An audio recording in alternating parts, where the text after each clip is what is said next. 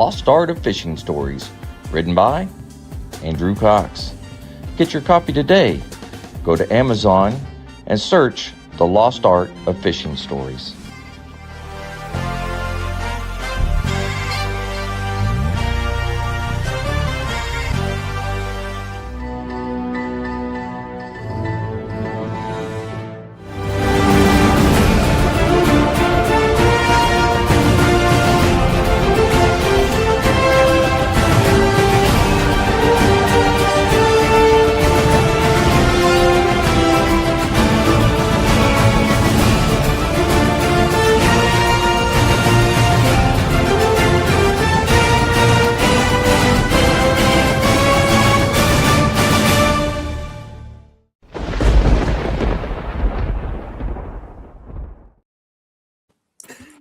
Hello, my friends, and welcome back to the Lost Art Project Veterans Voices. I'm your host, Andrew Cox, and today we're having a fireside chat with the crew and a special guest.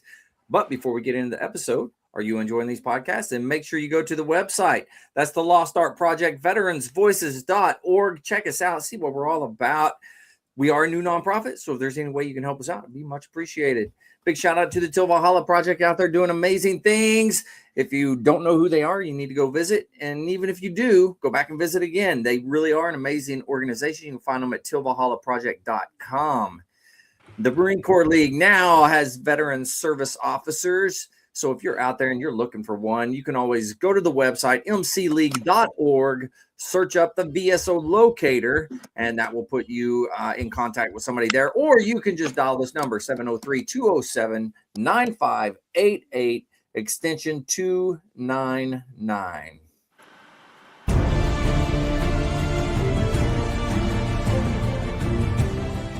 Are you a Marine veteran? Are you missing that bond you had on active duty? Then I have a place for you. Join the only congressionally chartered Marine Corps Veteran Service Organization, the Marine Corps League. Get that brother and sisterhood back in your life. Become one of the fewer, the prouder, a Marine Corps League member.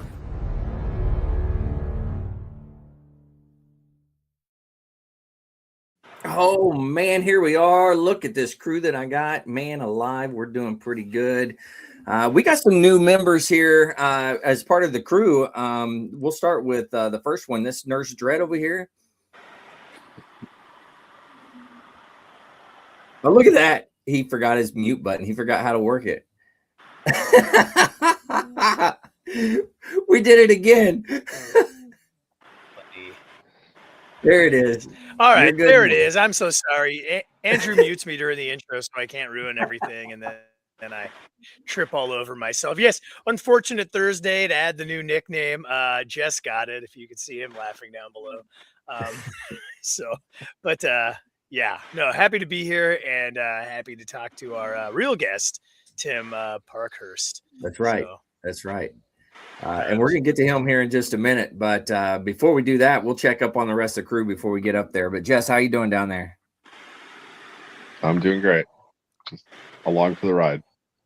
All right. Well, there's nothing wrong with that. You can ride along anytime you want, man. It's kind of like a cop and a ride along, right? Nurse Dread knows all about that. I was expecting some type of mask, but he's just not going to pull it off, I guess. January 16th. You get that. You gotta wait. You get on that, girl. You do that thing. Nice. All right. And we have Jim over here, man. The ALS Warrior. He's back on. He's doing pretty good. Look at him. And anyways, well, how you doing, man? I'm doing pretty good. Lots of doctor appointments and staying busy with the Marine Corps League. Yeah, absolutely. Staying busy with the Marine Corps League, as it should be. Kicking ass. Yeah, you're getting out there. You're hooking and jabbing. You're being the example, man. You're the example for anybody else out there. So thanks for what you're doing. So you're doing great, man. Thank you. Yeah. Well, shoot, I guess it's time. I got to visit with this young man today. We had about a 2-hour conversation. But, this is Tim Parkhurst. Marine veteran, retired Master Sergeant, right? Yep, that's right. Yeah. Okay. All right, yeah, I had to figure that one out. But yeah, so he's here and he's going to talk about the Marine Scout Sniper Heritage Foundation. It should be a pretty cool conversation. I've talked to him before, and if you went to any of the lives recently when I was at Modern Day Marine, he was talking and he talked about it on that. But we're going to do it again officially here. So Tim, how you doing, man? I'm doing great, man. It's great to be on with you guys. I appreciate the opportunity. Yeah, absolutely. I'm gonna put you in the center real quick. Switch you guys. There you go. I better You're sit front up. and center now. I got you. That's right. Well, why don't you? Well, first tell us a little bit about yourself, so everybody kind of has a good idea about you, and then we could jump into the foundation. Yeah. So I'm obviously a retired Marine. Spent about 25 years in the Marine Corps. Kind of bounced around jobs over the years, but back in the early days when I was younger and better looking, I was a scout sniper with 3rd Battalion, 5th Marines for just a couple of minutes. And it was probably one of the most transformative times of my life, and great experience all around. And fast forward a whole bunch of years, been retired for a while now. And I was involved with the USMC Scout Sniper Association for about 6 years. And while I was president there, we all sort of came up with this idea of, hey, there's, the Scout Snipers have been around for a long time, since World War One, but there's no memorial, to honor our fallen. And we all know somebody who was, killed in action, and, there's been a bunch. And so we thought, who else is going to take on this task of honoring our fallen? And the answer was probably nobody. So we took it on, and we formed a new organization that's a subsidiary of the Scout Sniper Association. It's called the Marine Scout Sniper Heritage Foundation. But we're a separate operating entity that's we got our own tax ID number and everything. And we have a board of directors that we stood up just about 2 years ago. And so we are inextricably linked to the association, but they've got their mission in, dealing with, guys that served in the community and helping out brothers and their families, and doing the camaraderie events and shooting and all that kind of stuff, keeping guys engaged. Meanwhile, we're over here trying to raise money to build a war memorial and kind of preserve the history of Marine Scout snipers. And so that's what we're doing. That's awesome. Now, you're doing a lot as far as getting ready to put something together, something really big, which I'm excited for. So if you want, you can jump into that, or to kind of talk about it. Well, so we have a couple things going on. We've obviously our plan to build this memorial is pretty well set as far as what it is we're trying to do. We've got a sculptor that we want to hire. His name is Sabin Howard. Of course, we haven't paid him yet, so he's not working for us yet. But we got to raise the money. But Sabin is pretty famous in the world of art. He's the guy that created a sculpture called the Soldier's Story, which is the centerpiece of the National World War I Memorial in Washington, D.C. So if you guys have seen that, it's that sculpture that was just unveiled, September of 2024. So about a year and a half ago. And he spent, I think, something like 9 years working on this sculpture. And it's an amazing work of art. It conveys, just the raw emotion of a guy going off to war, serving in the Great War in France, and coming, everything that entails, and then coming back to his family.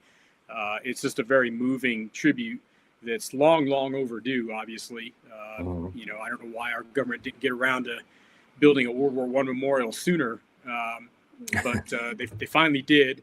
And Sabin Howard was the driving force behind that thing, and but he wants to do ours, and so we're pretty happy that he wants to be a part of the team. We just got to raise the money, and our concept for the memorial is a 2-man sniper team in bronze. It'll be slightly larger than life size, And one of the figures, the observer, is going to be a World War I era Marine, and then the shooter is an Afghanistan era Marine. And so that bookends our history. We've got the origin story, and then the final deployment at Abbey Gate back in 2021, Right. Which was that was the last combat deployment for a Scout Sniper platoon before they did away with the program a few years ago. And Oh wow, I didn't realize that was the last deployment. Huh. oh yeah. So I know probably some folks in your audience aren't even aware that Marine Corps got rid of Scout Snipers 3 years ago. And it's a thing. It happened, but it's not the first time. It's actually the fourth time in our history that's happened. Yep. You know, they had us in 1917, 1918, and then as soon as World War I was over, that was it. It just dissolved everything. And then Why is that? I'm just going to ask that question now. I mean, you know, we did the same thing with Anglico too, because we're never going to talk to jets or naval guns again, and we yin-yang them right back again. Yeah. I mean, is it a break glass in case of war type event, or? I think there's a lot of different things that go into it. There's some political things that I want to get into, you know, that are at the general officer level. Understood. But I think the overarching theme and something that's been true for over a century is that when you say the word sniper, it instills fear, not just in our enemies, but in our leadership. Yeah. And, you know, and they, quite frankly, most of our leaders don't know what to do with it because, you know, they train the individual to a high degree to be a really good sniper or a scout sniper in our case. But they don't ever train the leaders anything about how to employ them properly. There's nothing in the chain in an officer's, you know, training curriculum from IOC, you know, the basic school, any of that stuff where they spend any specific amount of time training how to employ scout snipers.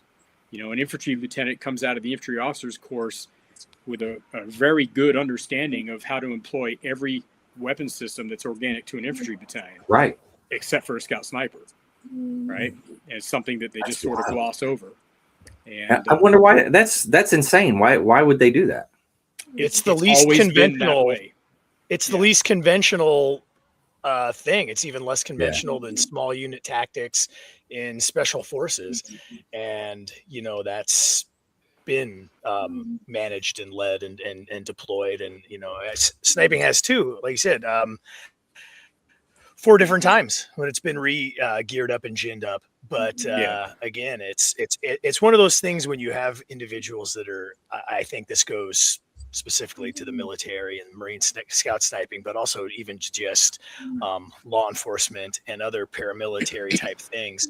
When you have individuals that are hyper motivated, hyper effective, and operate autonomously, that's what you build into that system, program, and individual. But then you have to let them out in the wild, and then you don't have the command and control that the average or normal leader wants, and that goes from, you know, the Marine Corps down to the patrol sergeant trying to deal with a street goon. So it's, you know, that's why these things go south. Happen. If something goes south, they're the ones that are going to feel the brunt of it, you know? So they're I imagine they're gun shy. They don't want to necessarily do anything because they don't want to get the backlash. Well, I think. Well, Tim, I think we came up in the same Marine Corps where it was like late 90s. The bleed over from the state platoons fed into the line platoons, and there was a lot of cross-pollination between us. Oh yeah. So they made us better, and we tried to make them better. That's always been a unique thing about Marine Scout Snipers is that we come from the infantry. We are infantry, and when we become Scout Snipers, most of us are still in the same infantry battalion that we came from, supporting the same Marines that we served with when we were in a line platoon. And so there's a shorthand we evolved over time. Yeah, exactly. Yeah, I think the overarching structural problem for Scout Snipers, and you know, don't want to spend a whole lot of time beating this dead horse, but the decision was made, and aye, sir. Everybody marches forward and does what they're told. But the structural issue is, you look at organizations like Recon, or you look at organizations like the Army Rangers or the Navy SEALs. What do they all have in common? Their officers go through the same training as the enlisted guys. True. Every damn one of them. Yep. Right.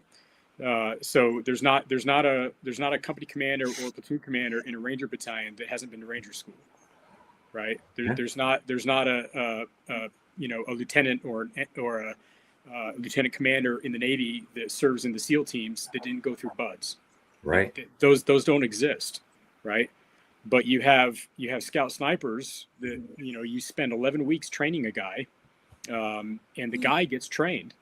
And then that Marine, he comes back to a unit where he has no one over him except another guy just like him, another enlisted guy. And there's no officer leadership that has any understanding of what he just went through or the capability that he brings to the table.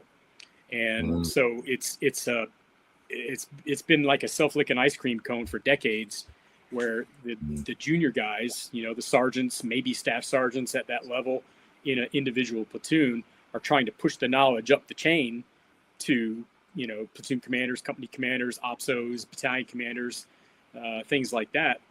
But, if they don't have time, or if they don't want to hear it, or if they're not inclined, then, it's like pushing a boulder up a hill. Right. You can't make them. Because, when I was a sergeant and I was a chief scout in a platoon, I didn't have the authority to just walk into the battalion commander's office and say, "Hey, sir, you need to sit down and listen to what I got to tell you." And there were times I felt like that. There were also times when I had a battalion commander who actually cared and took the time to learn, but he was at a disadvantage because he was never given the opportunity to learn things in the context of his official officer PME, right? Or like Expeditionary Warfare School, the Captain's Course, the Major's Course, whatever. They don't learn scout sniping or anything about scout snipers and how to employ them. They understand basic infantry tactics, but they don't understand the capability that a scout sniper team brings to the table. And so, that lack of understanding and that lack of buy-in from the officer community, I think, is part of why we're gone. It kind of feeds everything else. But there I have are a question, legitimate Tim. reasons for reorganization, but Yeah. Has the conversation ever been brought up to put the stay platoon underneath the gunner? Every battalion's got a gunner. They're the biggest advocate for infantry small arms in the battalion. And they understand it, and they can talk intelligently about it, and they have a seat at the table. So yeah, and the gunner is the infantry weapons officer, and there's only one per battalion. He's there representing all the infantry weapons systems, not just one. So, I think the idea of having a platoon commander that's in the platoon, a second lieutenant or a first lieutenant that's in the platoon, is a good idea. But I think what they've done, the way they've executed that since 2006, is they've had an intelligence officer. The O303s, instead of an O302. And, that guy, he comes, he stays for a year or two in that billet, and then he goes away. He goes off to Intel Battalion or some joint fusion center or whatever, and he may or may not ever come back to an infantry battalion. And so that specific time that he spent with a sniper platoon is wasted on him because that experience doesn't stay in the infantry. If it was an O302 infantry officer, well then, you give it a generation or two, and every single officer just about, would have had an opportunity at some point to have their hands on a scout sniper platoon. And they had senior lieutenants in the mortars, the assault. Yeah, they move them around to every other platoon. You have infantry lieutenants that are running. Back in my day, I went to 3.5 in 1989, and I was a Dragon gunner, and our lieutenant was a Dragon missile platoon commander. But then a couple of years later, whatever, he was a line platoon commander. But he understood dragon employment and armor systems. Yeah. Right. And they move around, and they move around for a reason, so that they can get, that base knowledge in all these different things. So why not throw the sniper platoon into the mix and make it an infantry platoon commander billet rather than an intel, officer? I came up in 7th Marines, and Stay was actively employed at all times. Oh yeah. They were. I mean, I grew up in LAR, but we would typically drop off Stay teams along the route, and there were. Yeah. That's how it worked. It was cooked in the original system. I think, throughout our history, scout snipers have been employed to great effect on the battlefield, and there's no doubt about that. I think every RCT commander and battalion commander that had scout snipers in Iraq and Afghanistan can attest to that. I guess the point that I'm making with this whole structural thing is that it could have been better. It could have been less painful. Because there are officers out there, maybe not a lot, but there are enough that just don't give two shits about this other capability that's not a primary MOS, that doesn't have a real career track to it, and because they're just straight laced, ground infantry guys, they think of scout snipers as something special. And maybe by extension, they think that we think we're something special, which we're not. We're no more special than any other Marine. And that was one of the things that I brought up earlier about the fact that we come from an infantry battalion. I was in a Dragons platoon, and then the next day I was in a Stay platoon. And all of our guys, when I was the chief scout and I had an opportunity to speak my mind in front of the Marines, I told him, I was like, look, if you think you're special because you're in this platoon, you think you're better than somebody else just because you're in this platoon, you're not. You're here because you have the privilege of having the job to make sure that more of them come home alive. Yeah. Right. It's not that, oh, hey, I'm all this and a bag of chips and, look at me. That's not the job. Mm-hmm. And, I think most scout snipers don't feel like that's it. I think most scout snipers are pretty humble. I think most of them are very professional, and they're all about the job, and the job is saving Marines' lives on the battlefield. But there's just this perception in senior leadership, particularly the more senior it gets, the more prevalent the perception is that that they're a bunch of cowboys, that they think they're special but they're not, blah blah blah blah blah. And It's like, well, okay, sir, but when were you going to provide us with some leadership? Because you don't. Quite frankly, nobody really ever provides scout snipers with any real professional leadership in their job. Now, as Marines, sure, in the daily, hey, you got your uniform on, right? You got your haircut, okay, great. First Sergeant Company Gunny, take care of that. But when it comes to mentoring in your job, who is there to mentor us? Yeah. Right? I mean, I would argue that senior leadership, especially in those platoons, because that was always the one thing as an enlisted guy watching a Stay platoon work. You guys typically had an amazing enlisted leadership that was just amazing to watch in action. Yeah, I think that was generally true across the board. The problem being that there were so few, trained snipers, because of throughput and retention mainly, not throughput, but mainly retention. If you don't treat a guy like he's, you put him through an 11-week school to become a scout sniper, and clearly being a scout sniper is something special. In what it brings to the table, and if you don't treat him like he's worthy of it, then what do you expect? When it comes time to re-enlist, you're going to tell him that he can't do that anymore. He's going to tell you to pound sand, and he's not going to re-enlist, and he's going to go over to the National Guard or Amen community, and like so many of us have. That's exactly right. And so you're very self-deprecating by saying, yes, you're no better. And that's a factual statement, but special. Yes. Yeah, have a special you need skill. a skill set, other things that when you do get, we get a little pushback from us who respect scout sniping, who ourselves and as kids got into the military, not just myself, but very, very good friends of mine who are in the SF community now because of scout snipers like Carlos Hathcock Yeah. and stuff like that, right? Like That book I've is read why those I joined books. the I know Marine Corps, who, man. Yeah. That's right, what Tim dude, was saying today.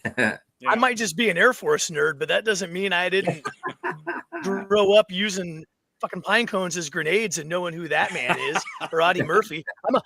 Yeah. I'm a Marine trapped in a Air Force nerd's body, baby. Like Yeah, that's funny. so yes, like these issues, but you do like there is some respect and gravitas that needs to be added to that scout sniper designation, and that's earned by not just you, but the people that came before you, the people coming after you, Yeah. this entire Yeah. community, and what you stand for with this foundation. And obviously, yeah, like we've kind of all been talking around is senior leadership not understanding it, fearing what they don't understand, and fearing what they can't control. Just hindering the growth and expansion and utilization of that is just it's heartbreaking. And that's something I'm just kind of learning now, that this is again going the way of the dodo until, like Jesse put, the next major conflict. So I just Yeah, Well, when I World think War that II came around, they brought us back, and then they got rid of us at the end of the war. They never did bring us back for Korea. The units maintained whatever snipers they had who were left over from World War II, and tried to do some training in the field, but it was not a formal program during Korea. And then, of course, they came back in Vietnam, and then 1972, they got rid of the program again. And then 1977, Carlos Hathcock and Jim Land and all them, and Captain Jim Jack Cuddy and a bunch of others came together to form the modern program that I'm a product of, and everybody that's serving today that had the privilege of going through the course is a product of that modern program that lasted all the way up until 2023. But is yeah, it a casualty of? Is it a casualty of Ukraine? I think that's the thing that we've been talking about in our local attachment, because armor left, assault left, stay left, and these are all things that Ukraine has kind of changed the game enough to maybe say that it's more sensors and UAV based. I think that's one of the reasons we kind of looked at. And so we're alumni looking in. So yeah, no, that's a great question. I think, my personal opinion, this is just Tim's opinion.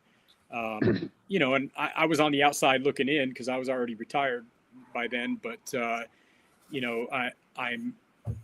was very, very tied in, as at the time I was president of the Scout Sniper Association, and we were going to all the graduations of Scout Sniper School and things like that, and talking to the Marines that are on active duty and all that. What the Scout Sniper schools were doing at SOI East and SOI West at Lejeune and Pendleton, before the Marine Corps ever bought a FPV drone, before we ever had a single one in the inventory, they had this UAS course that was being run at SOI, and it fell under the Advanced Infantry Training Battalion. Well, guess who else falls under Advanced Infantry Training Battalion? Scout Sniper School. Yeah. So the same battalion commander on both coasts owns both of those schools. Both of them at the time were prescient enough, they were forward thinking enough to say, what, why don't we have our Scout Snipers, because they operate forward, in small teams. Why don't we have them train with our UAS operators during the course so they can learn this new technology, right? So they were both doing that on both coasts. So when it came time, and somebody, in the Marine Corps decided that, hey, the Marine Corps needs to make a big push for drones, like all kinds of drones, right? Then, who would have been better suited to utilize and employ those things in the field? Mm-hmm. I mean, you got the big drones, right? Those are somebody can sit back in the rear with the goggles on and watch those things go miles and miles away, hundreds of miles away in some cases, whatever. But the little tactical drones, right, the kind that you see being used in Ukraine, those things have limited range. They would be used by frontline troops. Well, which frontline troops do you think are better suited to use them?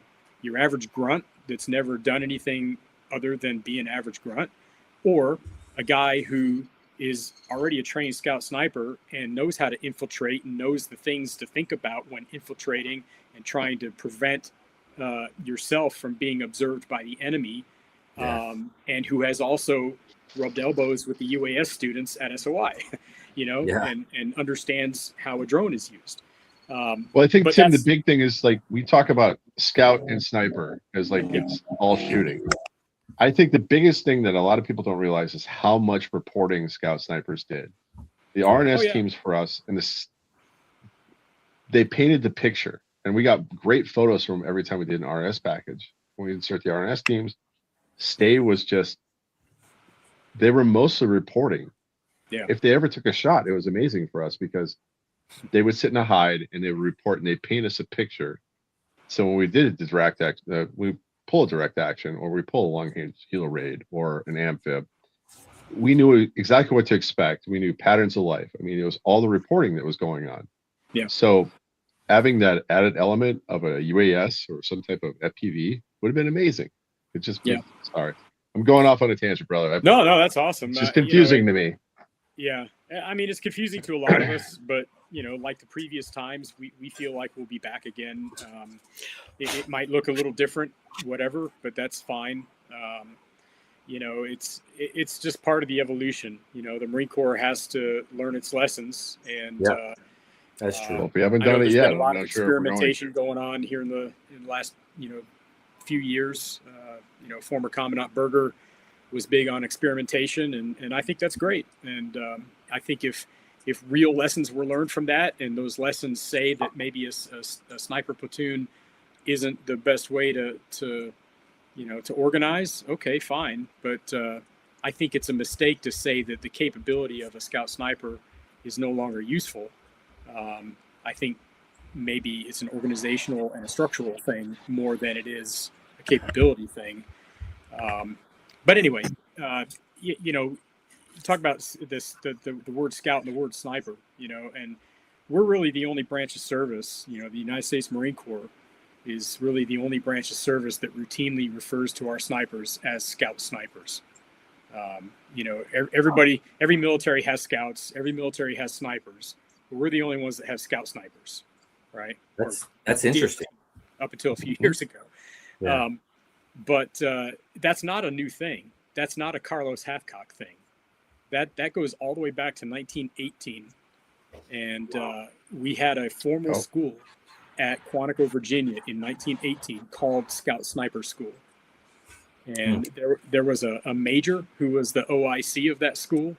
There was at least one or two captains, a couple of lieutenants, 2 or 3 lieutenants, and probably half a dozen or more enlisted instructors that were all sergeants and above. And it was a robust school.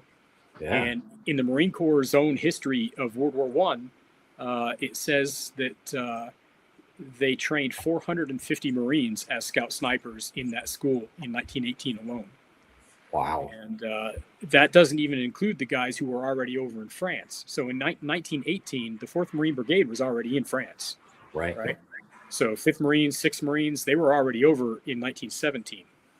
And so, people say, well, Tim, what about that? If all these guys were getting trained in 1918 and 4th Marine Brigade was already overseas, did any scout snipers serve in combat?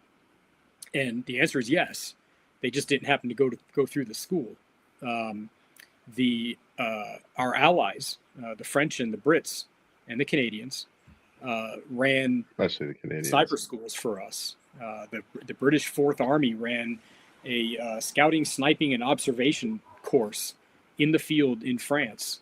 Wow! In late 1917, that Americans were going to, and we in our research for the memorial, we've uncovered documentation. There's actually a letter from the command staff of General Blackjack Pershing, who was the Army general in charge of all the American Expeditionary Force, from his office to the commanding officer of 5th Marine Regiment, telling him to give up 90 of his sniper rifles to this school that the British Fourth Army was running for us. And, so that was in October of 1917. And we know that there were multiple courses after that. So that was just the beginning of the training. And then, of course, the guys in the 4th Marine Brigade didn't really see any action until April of 1918 Right. At Verdun. And then, later in the summer was Belleau Wood and then on from there. But we know of a bunch of scout snipers who were just either given training in the field or they were just given the duty. Hey, you're a scout sniper now. Here's your rifle. Here's the equipment. And we know that they were given all this equipment and they were specifically assigned the job because in January of 1918, Blackjack Pershing, again, commander of the whole AEF, he issued an order to the whole force. And he said every infantry formation in the American Expeditionary Force is to have 8 snipers per company from now on. And he specified that those snipers are not to be organized separately, that they're to be in the company and to answer to the company commander like everybody else in the company, right? And so we know that from starting in January of 1918, that every single company that served in France had 8 snipers in it.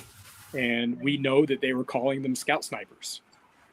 And so that term we actually got from the Canadians. Hang on, I'm going to go off camera for a second because this is. Hey, you're good. Go ahead. Do what you got to do. It's definitely an interesting thing that, that really took place and how it all evolved. Yeah, I just had to pull this book off my bookshelf. So this book was published in the United States in 1918 in a hardcover. Oh, wow. All right, but you can actually get this softcover version today. I just got this off Amazon about 6 months ago. And we figured out who Periscope was, the guy that wrote this. It turns out he's a Canadian lieutenant colonel by the name of Pete Anderson. And Pete Anderson was captured by the Germans at Ypres in 1915. And Pete wrote himself another book that was a memoir after the war. So he wrote this during the war, and then he wrote his memoir after the war. And in his memoir, there's like 3 or 4 different chapters in the book where he talks extensively about scouts, sniping, sniper scouts, whatever. You kind of mix and match of the terminology. But he talks extensively about it. And when he got to France, he was with one of the first Canadian militia units that was activated and sent over to France for the war in 1914. So he was over there at the very beginning. And when he saw what the Germans were doing and the Canadians fell in on the British formations that were getting picked apart by German snipers, that he immediately, was like, hey, I mean, we gotta form snipers of our own. We gotta, put together this capability somehow. And that textbook, there's a hardcover version of this that has a United States Marine sergeant by the name of Sergeant Leslie LaValle owned a copy of it, and that copy is in the Marine Corps archive right now, along with his journal. And he was an instructor at Scout Sniper School in 1918, and he was using that book as a textbook. No kidding! Wow. Yeah. And there's a guy in a graduation photo that we have. Those old panoramic photos, black and white pictures of graduations from like 100 years ago. Right. And they're all black and white. And you got rows of people sitting there getting their photo taken. There's a picture like that of a graduating class of Scout Snipers. And the photo was taken on November 13th, 1918, which is 2 days after the war ended. But it was the last graduating class of Scout Snipers before they shut the program down. And in the middle of the picture, sitting right next to the Marine officer in charge, there's this guy wearing a uniform that looks like a Scottish Highlander kind of outfit, right? Had the funny little hat and had the tartan sash and all that kind of stuff. Right. And his name was Captain M.M. Marsden of the Canadian Army. And guess what? He and Pete Anderson served in the same regiment. They were with the Western Scots out of Vancouver, British Columbia. Wow. And they both deployed over to France at the same time. And M.M. Marsden was a trained sniper. He got wounded in the left eye in 1916. And of course, if you're half blind, you can't stay and fight the war. So they sent him back to England, and they sent him back to Canada. And then in 1918, the Canadians sent 4 of their officers down to Quantico to help the Marines get ready. And he ended up being our senior instructor at Scout Sniper School.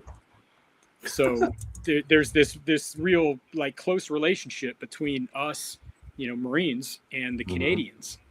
And because they both wrote about scout snipers, we're pretty sure that the term scout sniping or scout snipers came from the Canadians, from those 2 guys and others, But yeah, that's kind of how it all started. And our whole goal at the Marine Scout Sniper Heritage Foundation is to remember the sacrifice and honor the legacy of that more than a century of service that Scout Snipers have given to the Marine Corps.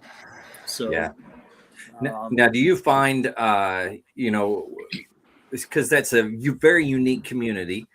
Do you find when you're trying to raise funds for it and things like that it's difficult?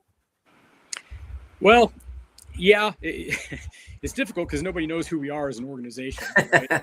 Okay. Yeah, so we're a very small nonprofit. Everybody on our board, like me, is a former Marine who served as a Scout Sniper. We have one guy who's a former Marine who's not a Scout Sniper, but everybody else is. And we're all volunteers. There's nobody paid, and we're just trying to do this grassroots. And it's very difficult for a new organization that nobody knows about, to get the word out and to gain enough of a following. To bring in those kind of donations, and man, I'm just an old dumb grunt. I don't know a bunch of rich people. I don't know a bunch of real well-connected folks or anything like that.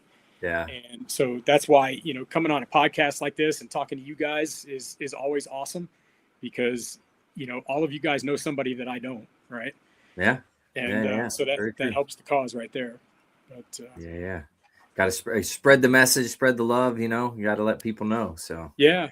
Tim, have you reached out and talked to anybody from NTOA, the National Attack Officers Association, or any other state type SWAT organizations? Because I have not. I was a SWAT guy. Would you like to do that for me? I'll poke around. I know some Wastoa people here in Washington. I'm out of the biz because I am blind in my left eye and out of the war on crime, but just just as I'm you're calling yourself Nurse Dredd, so well, I'm about to be a real nurse, so yeah, he's getting ready to graduate as a nurse here. Tim, I'm awesome. Transitioning, buddy, but don't hold that against me. I used to be a big deal around Whatcom County, but no, that being said, amazing history lesson. And then, but just letting you know that these tactics and these things, just lessons learned from, the 1915 to today are still used, implemented, trained with SWAT sniping, just different, obviously laws, op orders, and things like that. And I think that's just a community that might be, definitely has benefited from Marine Scout sniping. And so, I'll reach out to Wastoa and then, reach out to you through Andrew and stuff like that. But just, yes, again, spreading the word and because, no, that's awesome. And we're friends with Brian Sane over at AmericanSnipers.org. He's law enforcement snipers, obviously. They've got some good reach. But I know there's tons of organizations out there that, we probably could connect with if we knew who to talk to, state level organizations and national level organizations for different specific specialties and things like that. But we'd love to connect with everybody. Half the Marine snipers that didn't stay in past their first tour, if they didn't go to SF in the Army or on the National Guard side, they probably went to the Navy SEALs. If they didn't do that, they probably went to the Army Rangers. If they didn't do that, then they're probably in law enforcement somewhere, and Yeah. So there's so many, former scout snipers that are out there, in the wild, doing different things with their skills now. And we would just like to connect with more of them, because there's a lot of scout snipers that heck, the Scout Sniper Association has been around since 1998, and there's a lot of guys that don't even know there's an association for them. Wow. Yeah. There's a lot of Marines that don't know there's Marine Corps League either, so it's a common theme right now. Yeah, it's crazy how people put their head down and they don't, they get blinders on and they don't really see what's going on in the world around them. And we would love for guys, if they ever served in a Scout Sniper platoon or graduated the course, go to scoutsniper.org and join and become a member of your association, And if you have a desire to honor your brothers who gave their last full measure, then come over to scoutsniperheritage.org and see what we're doing with the Scout Sniper War Memorial. But yeah, it's just all about getting the word out. We figure. Where are you going to place it? Where's that going to be placed at? Yeah. I'll just kind of run through all the specs on this thing. So like I said, it's going to be a 2-man sniper team in bronze, bookending our history with the World War I and the Afghanistan era guy. Sabin Howard is going to be our sculptor once we hire him. And we've already got a spot picked out at the Semper Fidelis Memorial Park, which is right outside the National Museum of the Marine Corps at Quantico. So not only is it our National Museum, but it's also the birthplace of Scout Snipers back in 1918. Yeah. So that's cool. But yeah, it's a great place, and that Memorial Park's beautiful. Have you guys been there? Yes. Yeah, it's pretty fantastic. Yeah, they just opened up a new section of the Memorial Park May of last year, I think it was, and kind of extended the trail, going off through the woods. And so there's a specific site that we like that's all the way at the end of the road, at the end of the trail, and it's kind of on the highest point of elevation as well, if I'm not mistaken. So it's a nice little overwatch position. Yeah, that's what I was going to say. It's fitting for what you're trying to do there. So that's good. Yeah. Hey, real quick, if somebody wants to join the organization, scoutsniper.org. If they want to join the Scout Sniper Association, if you're a Scout Sniper or you ever served in a platoon, if you're one of us, then yes, you can join the Scout Sniper Association to be a member. And that's through scoutsniper.org. Scoutsniper.org. Yep. Okay. And then the scoutsniperheritage.org is your organization that we're kind of talking about tonight. Yes, that's right.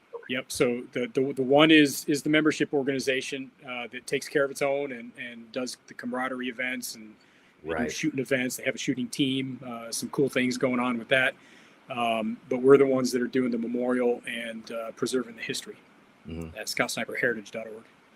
And if you type in Scout Sniper Heritage in any of the social media platforms, you'll find us.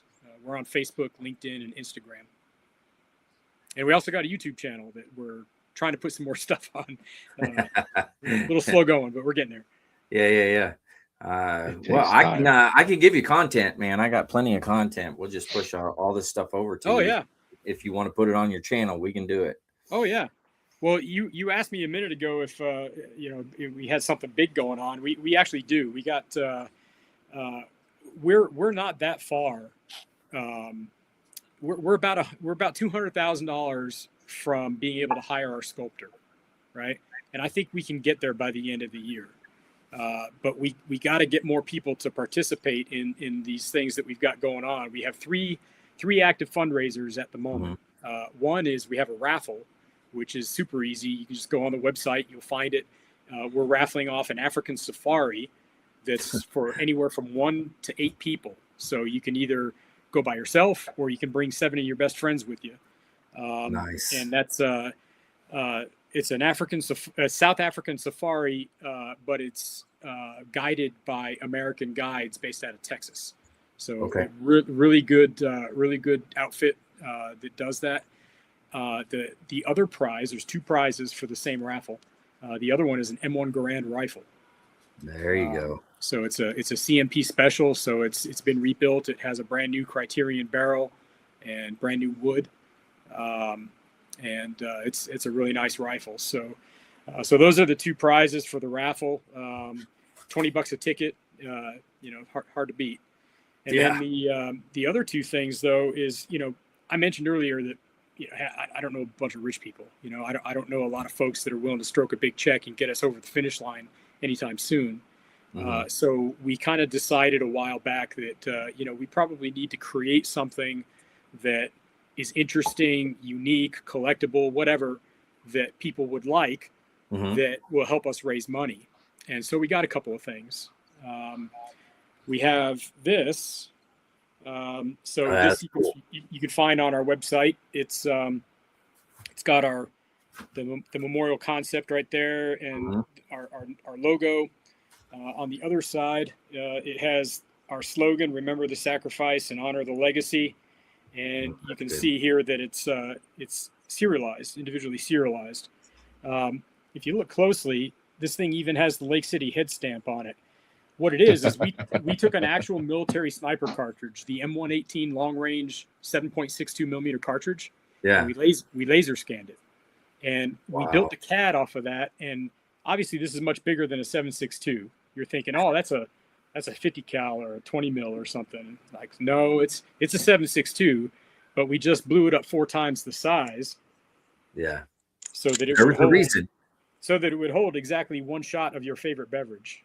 Right, so this is a flask. One shot, one kill. I like it. One shot, one kill. Exactly. So TSA is going to collect them like nobody's business. They're going to lose their mind on that. Yeah, this thing's great, dude. $99.95 on our website. You can get them right now. I got boxes and boxes of them sitting over here. I need to get them out the door. So let people know. Don't fly with them. Don't fly with them, don't man. fly with it. But look at that. So the M118 cartridge, even it had the. Still has, because they're still using it. It's got the Sierra Mash King 175 grain open tip, so we even machined the open tip into it. And like I said, it's got the Lake City head stamp on there and everything, and the primer. Everything is absolutely correct. It's just blown up 4 times the size to hold a shot. So there's that. And now that's $99 on the website. You can get it. $99.95. Yep. So the really cool thing, and I'm wiping it here because I got fingerprints all over it because people have been handling it. This is a little pricier, but you saw this at Marine. That is awesome. On the table. So this is an M40A6 sniper rifle in a liquor decanter. So this is a liquor decanter, and it has our logo on the bottom there. On the back side, it'll be engraved, limited edition with the serial number. On the top, there's the memorial logo that has the silhouette image of the Scout Sniper War Memorial. And you're like, well, what the heck does this thing do, right? So it's a bottle that has a rifle in it. And if you unscrew the suppressor, that's your pour spout. That is so cool. Yeah. Oh. And so it comes with this whole kit. I don't have room to pick it all up, but it comes in a Pelican style case with custom cut foam. It's got a custom funnel that screws on to the mouth of the bottle to refill. It comes with a custom wrench to be able to take it down for cleaning and put it back together. It comes with a custom coin, some pin badges, like lapel pins. One is of the rifle. One is, the memorial logo and stuff like that. And, it's got a stainless steel badge on the outside of the hard case that has our logo on there. It'll come with a certificate of authenticity signed by me, the president, and the guy who makes these amazing things. I got to tell you a little bit about him. So if you guys like cool stuff like this, he also made this, right? Okay. So his name is Andy Petherick, and he owns a company called Hotspur in the UK. So he's a British guy, but he's not just any old British guy. He's a British SAS guy. Oh, and, nice. Patty Main, who was one of the founders of the SAS back in the day, his motto was "Crazy is our business." Well, so Andy kind of took that along with him into the actual business world, and he says crazy is his business. And when I came to him and asked him if he could put a Marine Corps sniper rifle into a bottle, he's like, "Oh, that's pretty crazy, mate." And he's like, I'll do it. So I was like, all right, let's do it. So he's created this thing for us. It's pretty awesome. But let me just tell you, the importance of this thing isn't that it's cool and that it's unique and that there will never be anything like it ever again. Because we laser scanned an actual M48-6 rifle to build the CAD to put in this thing. Nobody else really has the access to do that. Those rifles aren't even in service anymore. They're all down in Albany in a warehouse. Mm-hmm. Anyway, the point being that this is all for a purpose. And if we sell all of those decanters and the flasks, we'll have raised a profit of over $500,000. Wow. And that will enable us to do two things. One, we can hire Sabin Howard, our sculptor, and he can start putting his fingers in clay and start working for us. And two, we'll have enough money also to pay for the piece of ground that the memorial will sit on at the National Museum of the Marine Corps. So two huge milestones for us in getting the memorial going can be paid for just if people just simply buy these decanters and these flasks. Mm-hmm. So that's why we have them out here. And the museum's charging for space. Mm-hmm. Yeah, they have to. Yeah, everybody that has a memorial there at the Semper Fidelis Memorial Park pays a fee for the even like all the bricks that are out there, everything, right? Yeah. You buy the bricks, Yeah. So in their defense, it's number one, it's expensive to run a place like that, but and they're a nonprofit too, and they run the museum and all that. But the beauty of it for us is, and the reason that it's worth it for us to pay the money to buy the piece of ground is because that ground, because it's federal land, and these are basically considered war memorials. All the memorials in the park have to do with the Marine Corps, and so they're all considered war memorials. And under the American Battlefields and Monuments Act, that applies to this ground. Oh wow! Because it was Marine Corps property. Yep. When they built the museum, it was a public-private partnership between the Marine Corps and the Marine Corps Heritage Foundation, and the Marine Corps part of it was to give the land, right? And so along with that comes the American Battlefields and Monuments Act, which says that, if you're going to have a memorial park, you're required to, there has to be an endowment to maintain those things in perpetuity. So part of the money that we pay goes into this endowment. And then the Marine Corps Heritage Foundation, that has a pretty nice size endowment, is legally required to maintain our monument for forever. So that means we don't have to. Right. So if some kid climbs up on it and breaks it, or if a tree falls on it, or if it's struck by lightning, or if it just, gets dirty and needs to be cleaned, they take care of all that for forever. And so that's invaluable to us. It's one of the other reasons why that location is really ideal for us. Mm-hmm. So I know it sounds bad to say that they're charging us money for the site, but there's a legitimate reason behind it, and it's a good. I just had to say it out loud. I'm a Gov guy. Right? So Marines I'm a Gov guy. Marines are charging Marines. Yeah. So I just wanted the explanation for the record. That's all I was going to say. There you go. You got it. So that's the plan, man. We're trying to build this thing. One of the things that we've discovered is when we first started formally working towards building a memorial. And decided that, hey, we're going to do it. We don't know how, but we're going to do it. One of the first questions that all the guys started asking was, hey, who's got the list of guys who were killed in action, scout snipers who were killed in action? Right. It's like, well, that's a good question, And so the short answer is that the casualty list for every war is out there. And like I can go back and I can look up online a casualty list for World War I or World War II or whatever. But the problem is those lists don't say, well, this guy's a scout sniper. This guy's not. Right? It doesn't say. Every scout sniper has been an infantryman assigned to an infantry battalion, right? Or an infantry regiment. And, there's not necessarily anything, in the normal record of that Marine that says that he served as a scout sniper.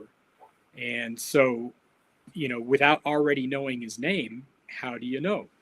Well, Manpower and Reserve Affairs never kept track. They have digital records going back just as far as the digital age, but that doesn't go back very far. And they could look up the 0317 MOS and the 8541 MOS going back, 8541 goes back to 1966. I guess they could look that up. I don't know how complete that would be, but that would be a special project for Manpower and Reserve Affairs to do at our request. And we're working on it, but so far that hasn't happened. But then you go back any further than that, and it's just all, you just have to dig.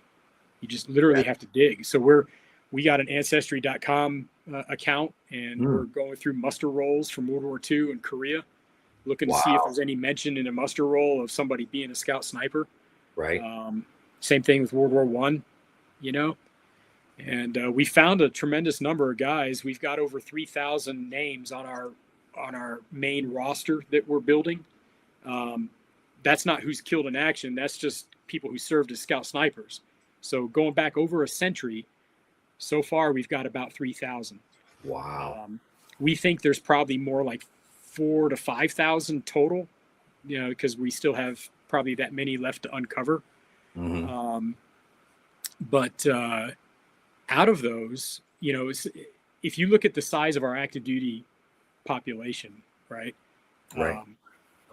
What MOS were you guys? Give me another MOS besides infantry.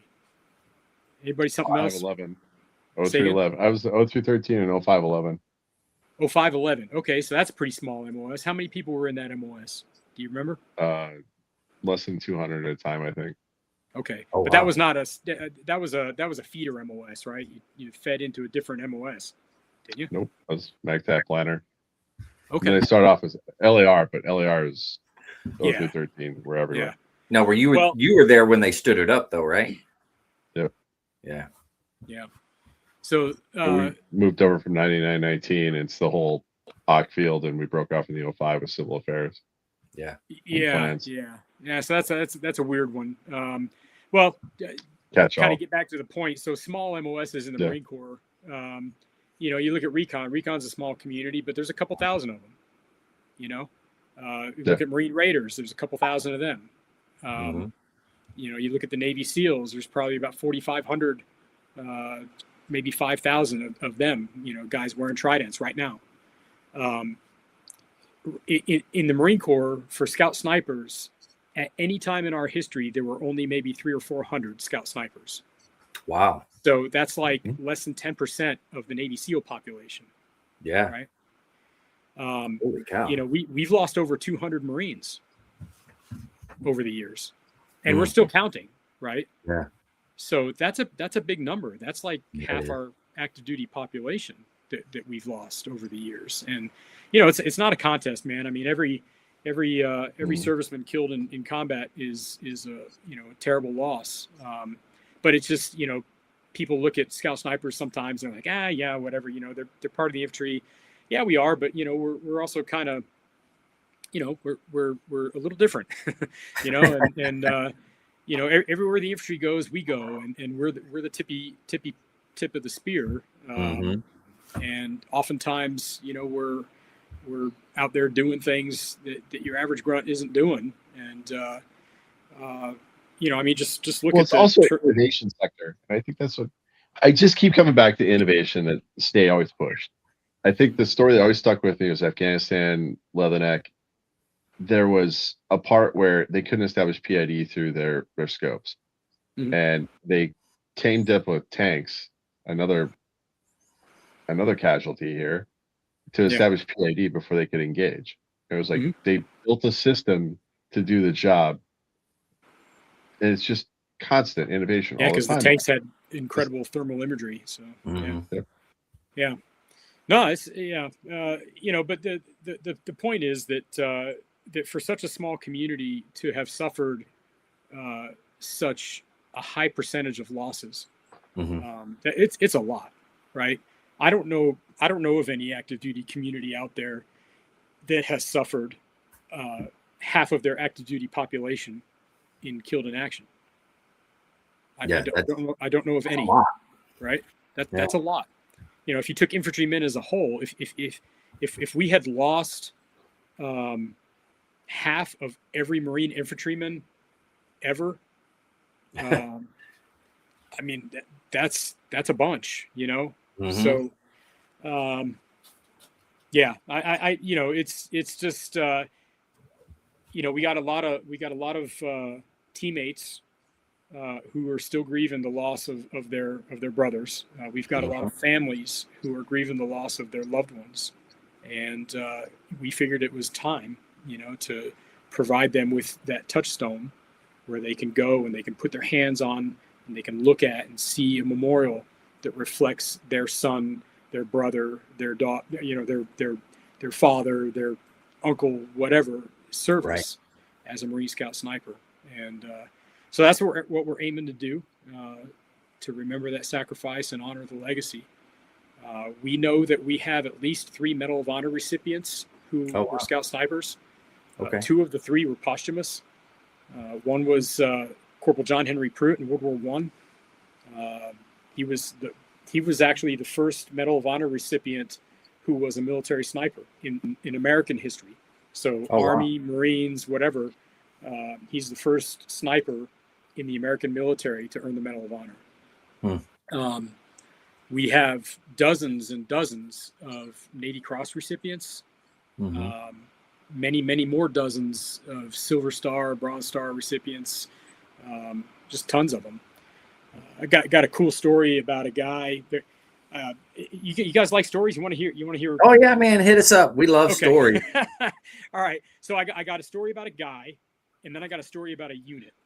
And yeah. So the guy is somebody you've probably never heard of, and his name is Walter Cook. Now Walter Cook joined the Army back in the early 1900s, before World War I, right? So he was in the Army, and he served along the Mexican border and did that whole skirmish there with the Army and everything. He did his time, and he got out, right? And then 1917 rolls around, America declares war on Germany, and we jump into the fight, and he joins the Marine Corps. And he goes over with 6th Marine Regiment, right? So he's a private, right? Even though he did his Army time, he still comes in the Marine Corps as a private. And, you know, the Marine Corps just never really cared much about prior service from another service. And, Still today. Yeah, right? Yeah, it doesn't matter, whatever. And so he goes over with 6 Marines, and Walter Cook comes back home at the end of his year and a half or whatever it was in France as a gunnery sergeant with a Navy Cross, an Army Distinguished Service Cross, 5 Silver Stars. I think it's 3 Purple Hearts, including getting gassed, and I think it's 3 palms on his Croix de Guerre, which is the French equivalent of the Medal of Honor or whatever. You know, so Croix de Guerre is like the French Fourragère the 5th and 6th Marines wear. The Croix de Guerre is the personal award of that, right? Okay.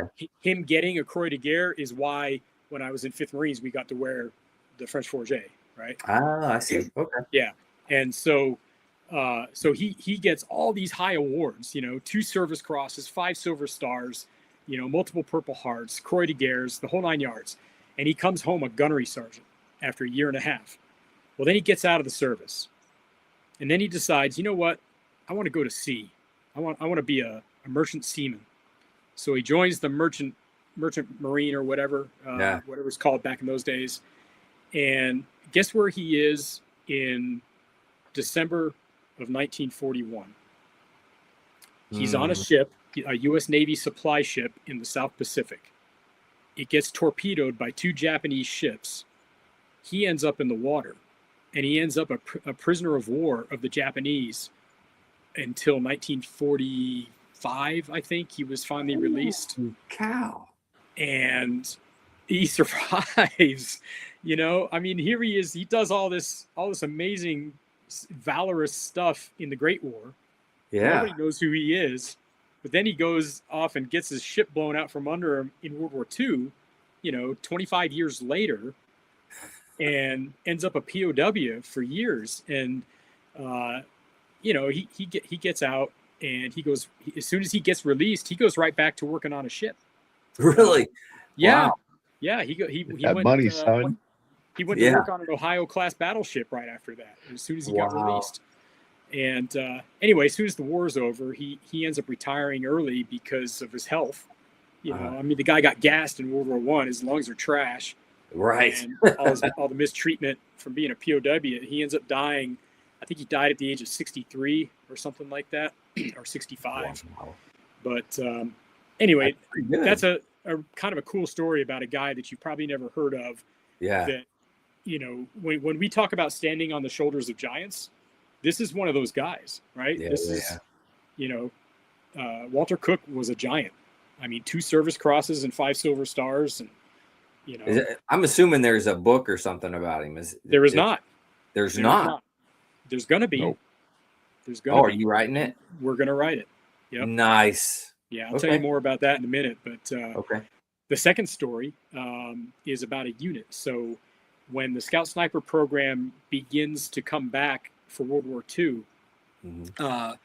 different units are already training snipers at the unit level in 1941, before Pearl Harbor even happens. So we have a Leatherneck magazine article from October 1941. That's 2 months before Pearl Harbor, and it talks about a Chief Gunner Henry Pearson Crow running a Scout Sniper school at 8th Marines out at Camp Elliott, California, which would later become Camp Pendleton, right? Right. And so this school at Camp Elliott is the same school that the actor Lee Marvin went to.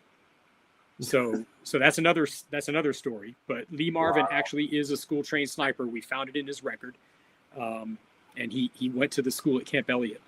But he was with 24th Marines, and but anyway, so this school was already functioning, but it wasn't an official Marine Corps school.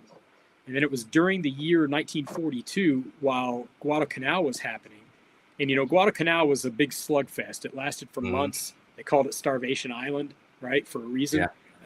Because, the Navy had challenges of its own, and the Navy wasn't able to stick around and keep resupplying the Marines ashore like they should. They had to go and fight for their own lives. And they left the Marines on the island basically starving for months, and fighting the Japanese. And so we were learning a lot of lessons on Guadalcanal, and at the same time there were discussions being had back in the States, and this fleet training center at Camp Elliott and the other one on the East Coast at New River, North Carolina, which became Camp Lejeune, right? They were talking about, hey, the Commandant of the Marine Corps is asking, hey, how do we start a sniper program? And he appointed a panel of 3 captains. There was, Captain Van Orden, Captain Walter Walsh, and Captain, I want to say it was Stevens. I can't remember the third guy's name, but this three captain panel during the latter half of 1942 basically put together what they thought a sniper program should look like. Like this is where they should be in a unit, right? There should be a platoon at the regiment. That's what they decided. There should be this many guys in it. They should be equipped this way. This is what the school should look like. It should be this many days long, and this is what the training syllabus looks like. And this the whole thing. And it was a multi-page document that they submitted to Headquarters Marine Corps, and the Commandant approved it. He approved the whole thing. The only thing that he changed was the length of the school. Cut it from like 34 days down to just a couple weeks. And of course, being wartime. So so they formalized it, and that official Marine Corps school actually started in January of 1943 on both coasts, right? So 2 schools running at the same time. And anyway, so I say all that because Guadalcanal is already going on. So 2nd Marine Division and 1st Marine Division were already over in Guadalcanal. So 2nd Marines was on Guadalcanal. And within 2nd Marines, there was a young man by the name of Sergeant William Hawkins. And I'm gonna show you a picture of him. All right. And this picture has never seen the light of day. It's never been published. But that photograph, you see the guy in the middle wearing the Smokey Bear hat, Mm-hmm. and he's got sergeant chevrons. Mm-hmm. That's William Dean Hawkins. Okay. All right. So this photograph was donated to the Marine Corps Archive in 1983 by a guy who's in the photo. Oh, And he wow. identified most of the guys in the picture. The reason William Hawkins is important is because he later became Lieutenant William Dean Hawkins. Does that sound familiar? It does. Like a Medal of Honor recipient? Yeah. Yeah, that's him, right? No kidding. So this is him on Tulagi, which is, just prior to the Guadalcanal campaign at the early stages of Guadalcanal. And he was with 2nd Marines Intel Section, and he earned a battlefield commission during Guadalcanal. No and kidding. then, after the battle, the whole 2nd Marine Division, 1st Marine Division, they all went to Australia and New Zealand to rest and refit, right? That's why we have the Southern Cross on our division patches. Yeah, right? yeah. The And Waltzing constellation. Matildas are. Yeah, exactly. yeah. Right. So that's where that history comes from. And but while they were there on New Zealand, William Hawkins pins on his lieutenant bars and gets a photo taken in his service alphas, and that's the only photo of him as a lieutenant that you can really identify him. And that's the picture everybody sees of him. Yeah. But so he went from Guadalcanal to New Zealand, and while he was on New Zealand, as soon as they pinned on his lieutenant bars, they said, "Hey, man, you're going to be a scout sniper platoon commander for the regiment. And oh, by the way, you get to pick all your guys. You have your pick of men from within the regiment, and you're going to train them." Well, it turns out that he had actually graduated from that scout sniper course at Camp Elliott that Chief Gunner Pearson Crow was running. Yeah. So we think that the school was more of a division effort. It wasn't just 8th Marines. It might have been guys from 8th Marines that were attending at the time that Leatherneck article was written back in 1941. But, you had guys from 2nd Marines that attended. You had guys from 8th Marines that attended. So that kind of speaks to it being like a division level school. Yeah. Right. And we know that Lee Marvin went, and he was from 24th Marines. Mm-hmm. So anyway, fast forward a few months on New Zealand, and William Hawkins had trained up his guys, turned them into, stone cold killers or whatever. And they go to Tarawa. That was the next big battle, right? 1943. Right. And on Tarawa, the 2nd Marines Scout Sniper Platoon was the actual lead element for the entire assault on the island. So before the first, infantry guys could land on the beach, they had to take the pier. You guys remember hearing about BDO Pier? Oh, yeah. Right? So BDO Pier was like this 300-yard long pier that jutted out into the ocean. And that pier had to be taken down because that pier had all these pillboxes and bunkers on it that were providing, strafing fire right down the length of the beach. And they would just wipe out every Marine that got off an Amtrak, if they didn't take the pier out. Right. And so that 2nd Marine Regiment Scout Sniper Platoon landed on BDO Pier, along with some flamethrower guys and, some combat engineers, with lots of demo and stuff like that. And they took that pier. And in this, the whole battle of Tarawa only lasted 72 hours, right? In the space of 72 hours, that platoon earned a Medal of Honor, a Navy Cross, and a dozen Silver Stars. Holy cow. And that's part of our legacy as Scout Snipers. And nobody knows about this. They might have heard of William Hawkins because he earned the medal, right? Right. But they don't know about all the rest of it. They don't know the whole backstory, that he was a prior enlisted guy who attended Scout Sniper School himself, was actually a formally trained sniper. And that platoon did that, right? I mean, that's crazy, dude. Yeah. Tarawa was one of the bloodiest battles, of the entire war. It was short, but it was bloody. And, we paid a big price for that piece of lava rock. Yeah. And a spit of sand. And very true. But that platoon was amazing. And then the very next year, there was what did I do with it? There couldn't be another unit in the Marine Corps or anywhere that had that many medals that came out of one platoon. I'm not saying that. No, I think there probably were. You think? Wow. Well, 468 was pretty close. Really? Yeah. Yeah. I mean, That was yeah, it go was ahead. Jimmy Howard. Yeah. Oh yeah. Well, that's Vietnam. Yeah. Yep.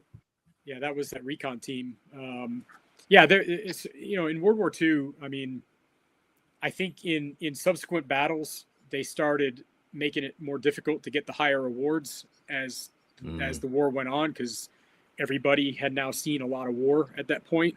Yeah. Tarawa was one of the first. It was only the second offensive big campaign. And we had a lot of war left in us. So I'm not saying that they inflated things, but I'll say that there were a lot of other units that displayed equal valor, and there were lots of medals of honor won elsewhere, Right. and Navy crosses and things like that. So I'm not saying it was the most or the bestest, but it was awesome and it was amazing, and Incredibly impressive. And nobody in our community knows that was us, that our guys Wow. did that.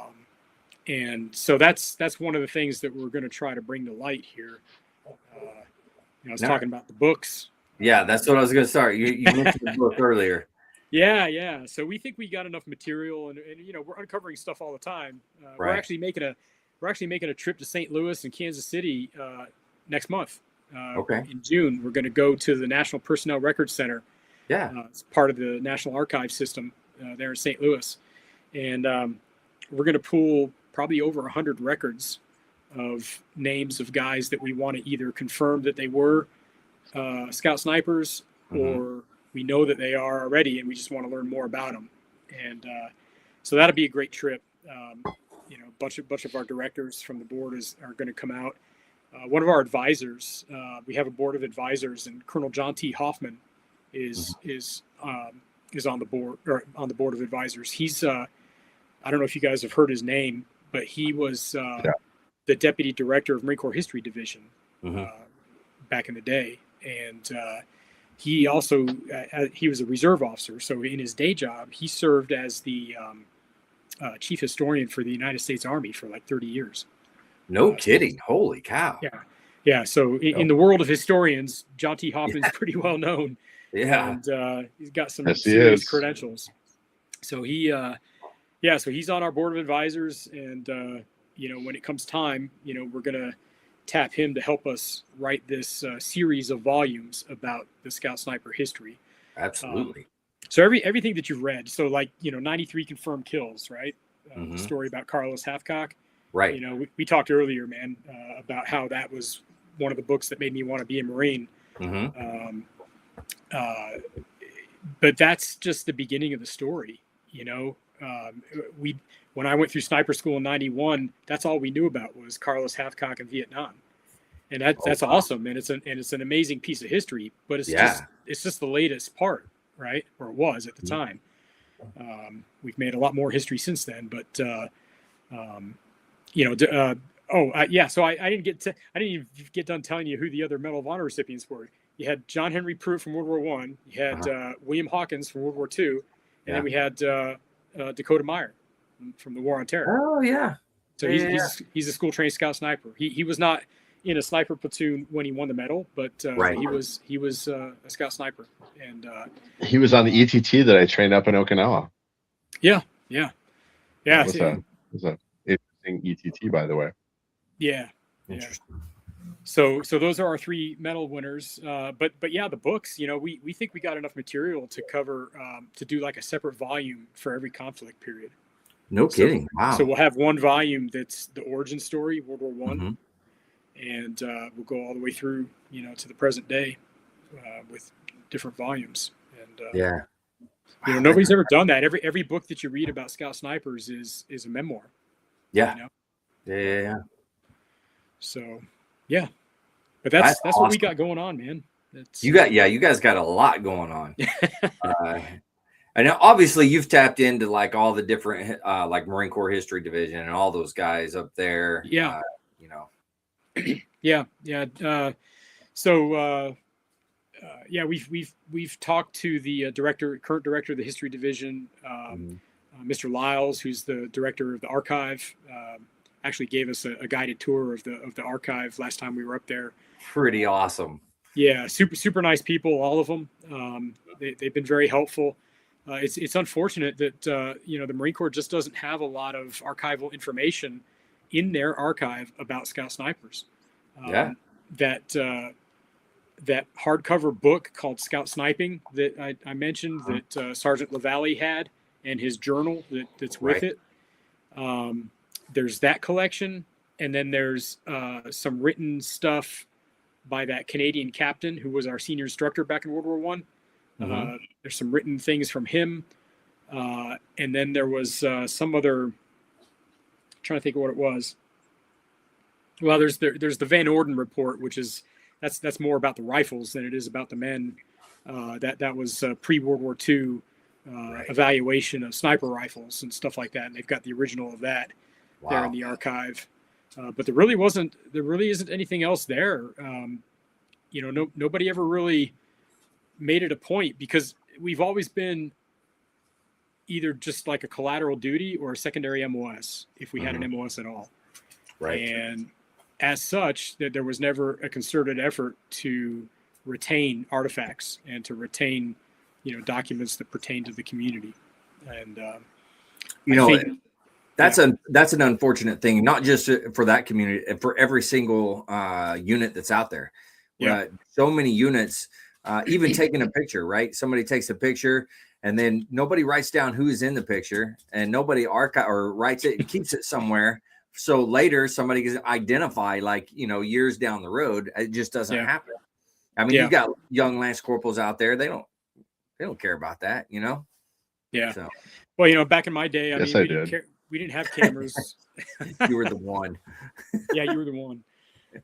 But yeah, we didn't have digital cameras back when I was in. If you wanted to take something to the field, you bought one of those little disposable Instamatics or whatever the ones that you had to cock to advance the film, and towards the end of my first tour there, when I was a Scout sniper, video cameras started being a thing, but they were kind of big, It's not like you could just stuff them in your pocket and run with it. I think we call those evidence as didn't we? Yeah, right. And it is probably a good thing too, It's definitely a good thing. Leave on the ship. Leave on the ship. Yeah. But nowadays, everybody's got a cell phone in their pocket. They got a high definition 4K camera, sitting on their phone, and you can very true take pictures and send them, text them around the world in real time.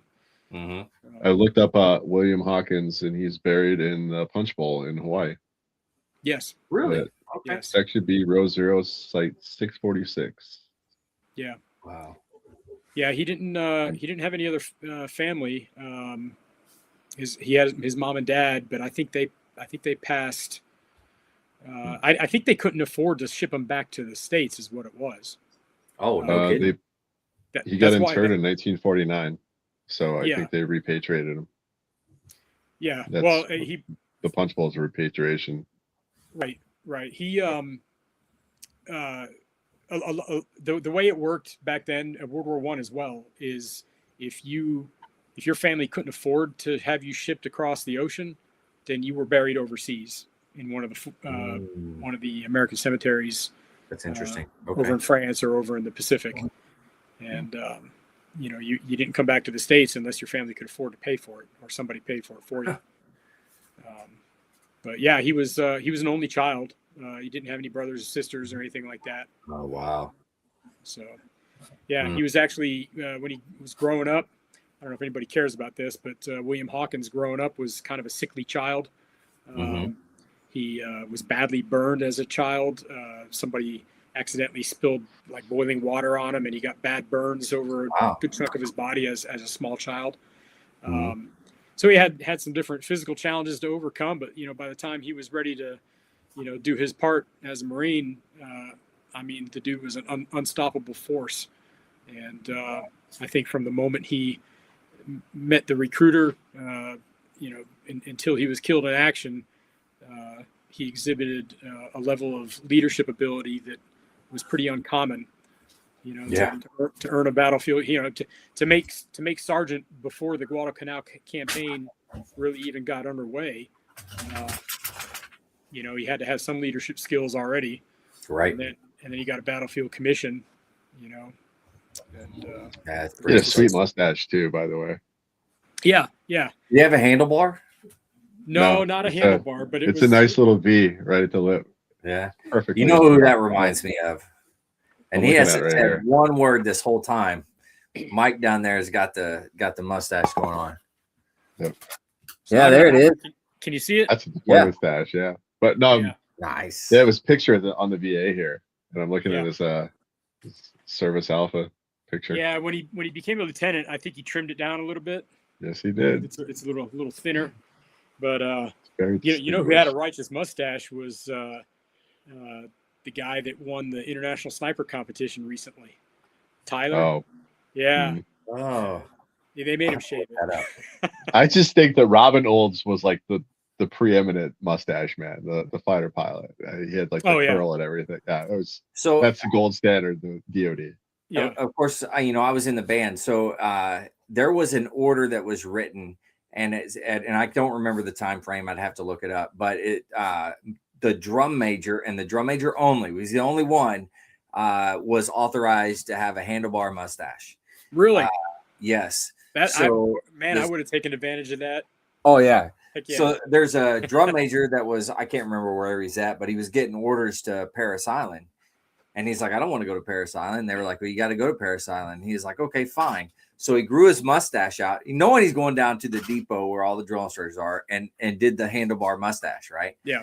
So he gets down there, and the whole command is like, like you can't do that. You got to shave it off. And he's like, no, it says it right here. I'm allowed. It says in the order. Yeah. That's awesome. And so they got mad, and they were like, well, you can't be here if you're going to have the mustache. And he goes, okay, well, send me away. And they sent him somewhere else. Yeah. Well, that's a good way to get out of it. Yeah. Funny.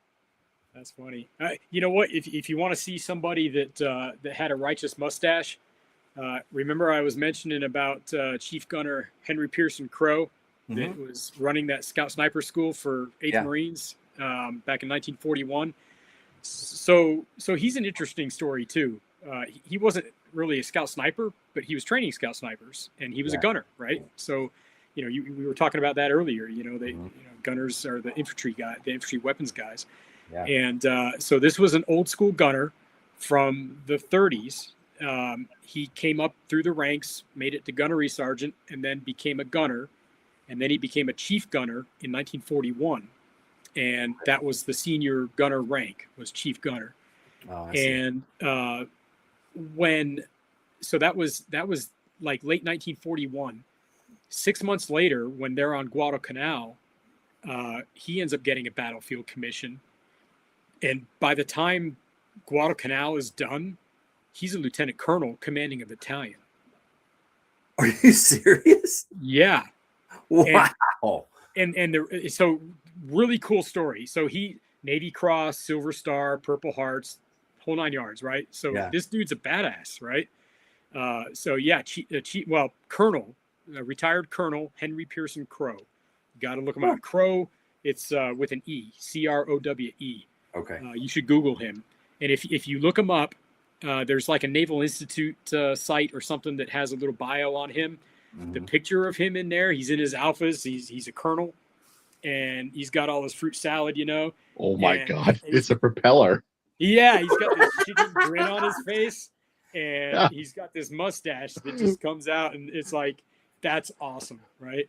And it looks like someone drew it on him on the picture. Yeah. That's how bad it is. Well, what I didn't know when I first saw the picture, because that picture is black and white, right?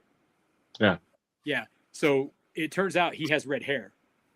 So no kidding. Yeah. So like just blaze red. And so just imagine that with blaze red hair.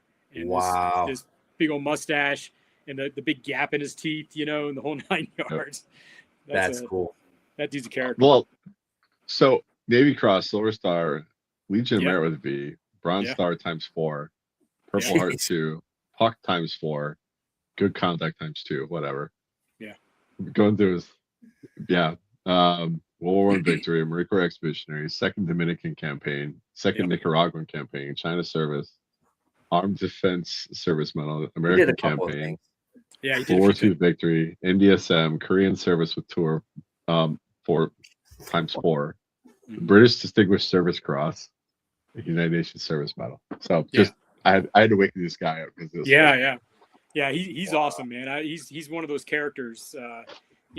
That's another thing about our history with Scout Snipers is that and any Scout Sniper will acknowledge this is we couldn't do what we do or be as effective as we have been without the active involvement and a lot of dedication from some other communities around us. So not just the infantry that we're supporting, but them, but the shooting community, the distinguished shooters,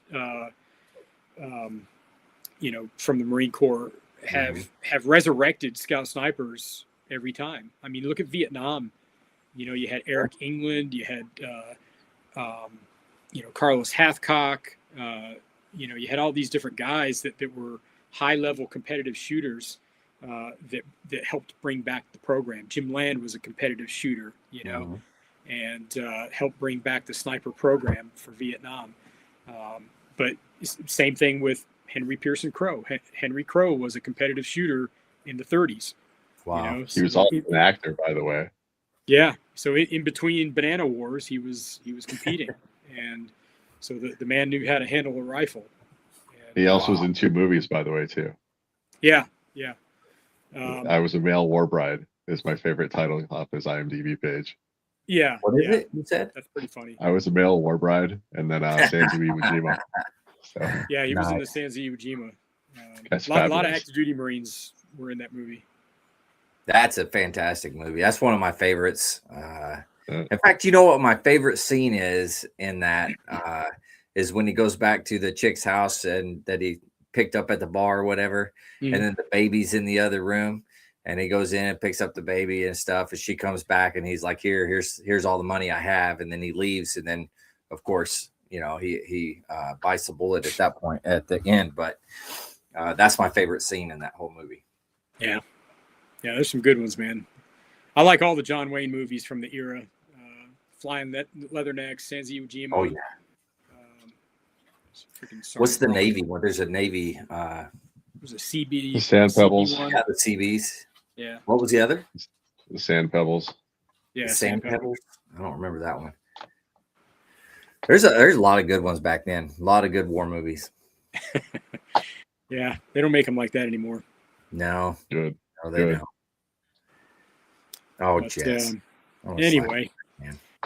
Well, hey, man, I'm glad you guys brought me on, and I'm happy for the opportunity to talk a little bit about history and stuff like that, and love the opportunity to share about the Scout Sniper War Memorial.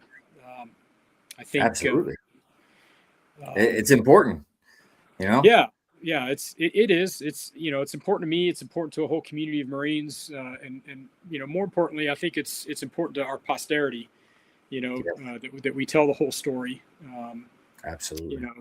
Some of these stories that I shared with you are things that we didn't know. Mm-hmm. I mean, I know guys that, I was only a Scout Sniper for about a minute back in the early 90s. I know guys that served most of their career as a Scout Sniper, taught at the schoolhouse, and they didn't know a lot of this stuff. Wow. And they didn't know about World War I. They didn't know about World War II. They didn't know some of these personal stories of these heroes that right. Set the stage and created the persona or the mystique of the Marine Scout Sniper. Mm-hmm. And for all those Marine leaders, particularly the senior leaders,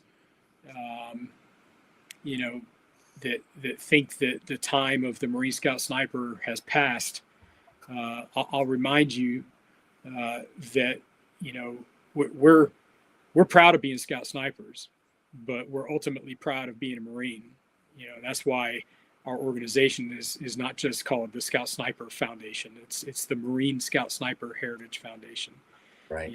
And we want to put our memorial up there, right outside our National Museum as Marines, because it's a team. You got gunners like Henry Pearson Crowe. You got modern gunners like Gunner Mick Skinta and Gunner Alex Carlson and Gunner Alex Carrillo. and Keith Eggers, and gunners that you probably will never know their names, that have all helped to grow and add to the laurels that is the Scout Sniper story. Right. But then you've also got guys that weren't even infantry. You got the 2112 armorers that built our rifles. Right. Those guys at Quantico at what used to be the RTE shop and is now PWS. You got the shooting teams there at Quantico, Weapons Training Battalion, and all the other Marines, just basic Marines everywhere, who know that somewhere deep in their heart they know that having a Scout Sniper is a good thing, and they've advocated for us, and they've helped us along the way and trained us and enabled us, and it's not just a two-man team with their rifles and their radio. It's the whole team, Right. And we recognize that, and I think that's something that the senior leadership of the Marine Corps would do well to understand, that we understand that, and that we're proud of that. We're proud of that synergy and that teamwork that has occurred for over a century, Right. across MOSs, across different occupational fields. Carlos Hathcock wasn't even a grunt when he went to Vietnam. He was an MP. No kidding. Yeah, I forgot about that. but is anybody going to say he's not one of us? Of course that's not. true. Yeah. Of course not. I'd love to watch. Good point. Yeah. Yeah. There'd be a lot of people upset if somebody said that, though. Yeah. Well, he became a grunt. I think he was. I think he may have been given the 0311 MOS. What do you call it, OJT or whatever. But yeah, he was an MP, and never went to infantry school that I'm aware of. Wow. So, but I think Yeah. he kind of earned that the hard way. yeah, exactly. And there's I say that. yeah. The hard way, Yeah, there's buddy. Wow. there's a Let guy that whose one go. name I just want to say, Billy Duncan. You guys ever heard of Billy Duncan? He's a retired Marine colonel, but in the Korean War, he was a young sergeant with 5th Marines. And he was a sniper. He was a Scout Sniper trained in the field by 5th Marines in Korea. And he's got a book. It's called A Warrior's Walk. Pretty good read. It's funny, though, because he doesn't talk about being a Scout Sniper at all. He mentions it, and then he just moves on. Really? But, yeah. Wow. But he's a great guy. He's a great Marine. He earned a Silver Star as a battalion commander in Vietnam Oh, wow. after he was Dang. commissioned. So Yeah. pretty interesting story with him. But there's a lot of those stories out there, man. Yeah. It's impressive. And, I'm glad that I was able to be a part of an organization that had heroes like that. Being part of the Marine Corps, part of the military, to have just to say, hey, I was a part of it, Yeah. Even though it's a small part, it's still a part. So Yeah, I'm just lucky to have that. Yeah, we're all just dust in the wind, right? That's right. We're all specks or spokes in the great wheel. Yeah. However you want to look at it, but yeah, the wheel doesn't work without its spokes, So Mhm. Yeah. Well, But we shoot. could trace that line back to all the way back. And Yeah. I think that's what we kind of forget. And I talk to the old guys, and I talk to guys in the interwar period too. It's like, you might think that you didn't have a part to this play, but without you or somewhere in the 80s, especially, or the early 90s, we trace our way all the way back to 1775. Yeah. You're part of this unbroken line. So That's never discount your service. Yeah. Good point. Hey, I want to put a plug in, if I could, Yeah. for Go a ahead. completely separate thing. Yeah. So, the Ton Tavern, or the Ton Legacy Foundation, Mhm. right? Mhm. So they're rebuilding Ton Tavern in Philadelphia. They need our help. If you're not part of the 1775 Club, go on their website and look it up and join. Correct me if I'm wrong. It's the ton.org. It is. I'm pretty about sure to that's tell what it you, was. just to make sure. Yeah, the ton.org. There you go. Yeah. Yep. That's what I thought. The There we go. ton.org. For everybody out there, the ton. Yeah, if you're .org. a Marine, if you're associated with Marines, if you had a kid that's a Marine, if you have a family member that's a Marine, you need to be a 1775 club member at the ton. And you can also gift them, by the way, because and we did you that can. for our Gift we them. did that for our birthday last year. As we silent auction off a 1775 club. Yep. So. Yep. Oh, interesting. Okay. Yeah, I've been up in Philly for the Marine Corps birthday the last couple of years, and What a celebration last It's- year they had. That's what I yeah, saw. it's been That's what I awesome, heard, man. at least. whole block party. Yeah. They block off the whole block around the site where it's going to be, and have a great lineup of entertainment and stuff. They had the drum and bugle corps. Part of it came out. Nice. Did a little performance year before last. But yeah, so that's the place to be for the birthday. Yeah. But you know, if I can't remember what they said, I want to say it was like if 20% of living Marines joined the 1775 club, maybe the number's different. I want to say it was like 20%. Right. Then they would have the whole thing paid for tomorrow. Oh yeah, I believe that for sure. And so the 1775 club is committing to $17.75 a month for the year. That's it. Mm-hmm. I mean, how hard is that? You get a cool T-shirt, get a cool coin that gets you a free beer when the ton opens. Yeah. And you get to be part of history. So I think that coin's for life, by the way, isn't it? I don't know. I think it might You're be. talking beer for life? I don't know about that. I don't think so. I thought it was just just for a free beer when they open. I think that's. I don't want to overpromise. I would say just let's start selling this, man. Yeah. Yeah. And as soon as everybody gets it back and they're like, wait a minute, they said. Yeah, they said. Well, let's see. Actually, I'm on their website now. So the 1775 Club, it's a monthly donation of $17.75, or you can do the whole thing, one-time donation of $213, and you will get. Well, it doesn't say what you get. Let me go back to where it says what you get. You present your coin between 5 and 6, 17 and 1800 to receive a 12-ounce ton ale for a non-alcoholic beverage for 75 cents. I'll take that. Yeah, here you go. Month 1, you get your official 1775 Club T-shirt. Month 3, you get your club member certificate, and then month 12, you get your coin mailed to you. And once the ton is open, you present your coin between 1700 and 1800 to receive the 12-ounce ton ale. Yeah, for 75 cents. Okay, that's what it is. Got it. I mean, it's still not bad. That's still 75 cents for a drink that's a good deal nowadays. It's nearly free beer. So basically, yeah. In Philadelphia, that is pretty much free beer. It is. Yeah.